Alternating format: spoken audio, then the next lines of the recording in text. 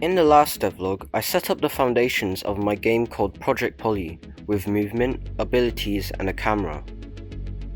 Now that the basic systems were functional, I moved on to more elaborate features like a complex health system and features that I could use when I started designing the map, like trigger volumes and areas with different gravity, all of which will be covered in this devlog.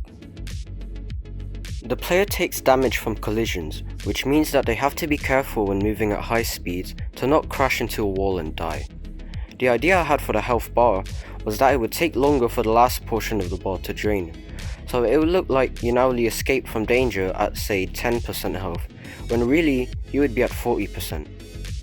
I implemented this by having the health bar be a function of the actual value.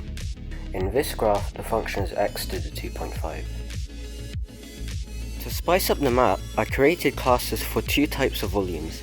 Trigger volumes invoke an event when an object enters, and gravity volumes change the gravity for anything inside. I also created a third type, override volumes, which would change an object's values using reflection, but quickly remove them in favor of trigger volumes because reflection is complicated and very slow. One of the ways trigger volumes can be used is with these windows containing text or random lines, which can be made to appear when the player gets close and disappear when they leave. Gravity volumes have two modes: constant, which keeps a constant direction of gravity, and point, where the direction of gravity is relative to a point. I plan to add a curve mode where the direction of gravity is relative to a curve, which could have interesting applications.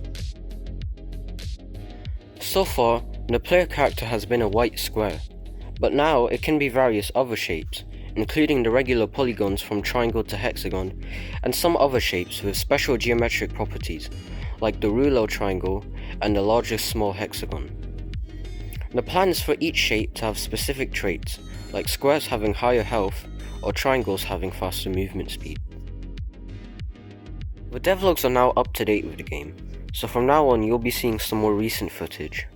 With the half-term break coming up, I'll be working more on Project Poly, like I did during the winter break. Next on the roadmap is a dialogue system and some more abilities, but I have more plans that will appear in the next devlog.